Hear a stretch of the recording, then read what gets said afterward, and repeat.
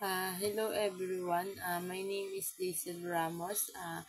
I-explain ko kung paano ko ito ginawang Sierpinski triangle.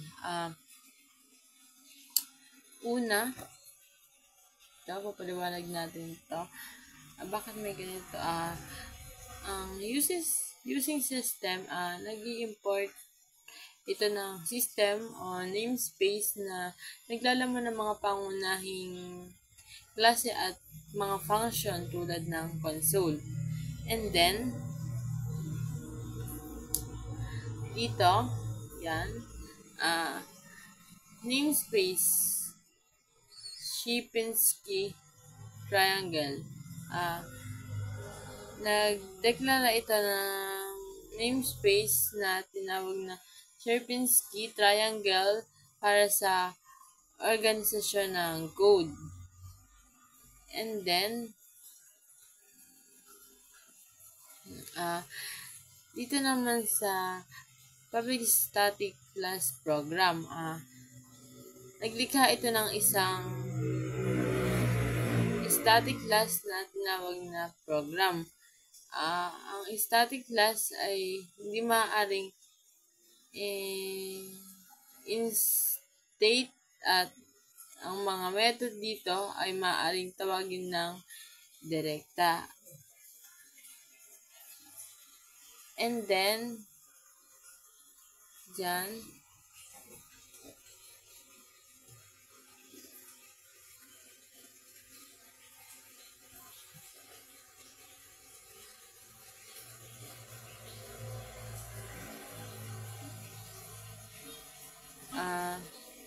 sa main method. Diyan na tayo sa main method. Public static void main. Dito, nag-entry point ang program at dito nagsisimula ang execution ng ating code. And then, ang pagkuha ng input mula sa user. Yan. Ito. Yan. Console write line, enter the size. Nag-print ito ng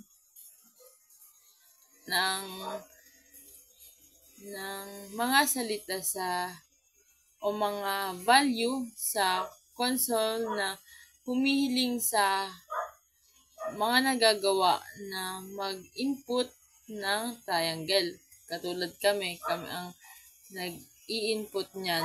Then, sunod in size and sunod in parse na console read line.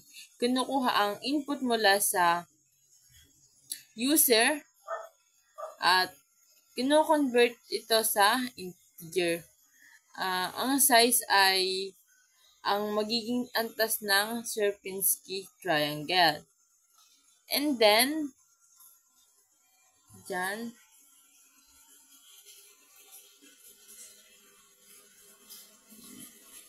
dito hanggang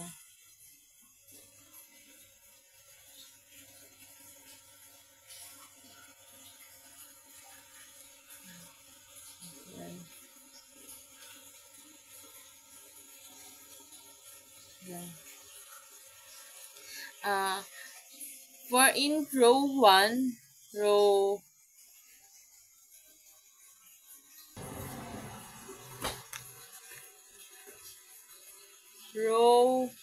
less than size row, ang loop na ito ay nag-iterate mula 1 hanggang size na kumakatawan sa bawat row ng ating triangle. And then, for in space column equals row, space column is less than equal size, and 2. Space column, naglalagay ito ng mga espasyo bago mag-asterisk upang ma-center ang mga triangle. Ang ating ginawang triangle. And then, for in star column equals 1, star column is less than row, asterisk 2 star column. Ang loop na ito ay nagpiprint ng mga asterisk at espasyo sa bawat row. And then, if star column equals 1, row equals 1, row size star column equals asterisk 2 and negative 1. Ang condition na ito ay nagtatakda kung kailangan magpiprint ang asterisk. Magpiprint ito ng asterisk sa unang column. Diyan, sa unang column, sa unang row, at sa huling row. And then,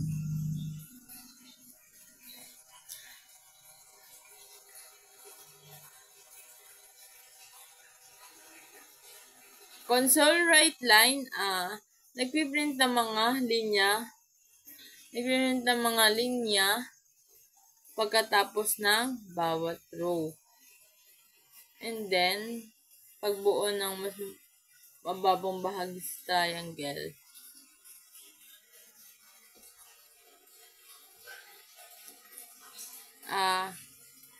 Diyan, kailangan natin maglagay niyan upang malaman natin kung tapos na ba yung ating kinocode. And then, i-run na natin siya.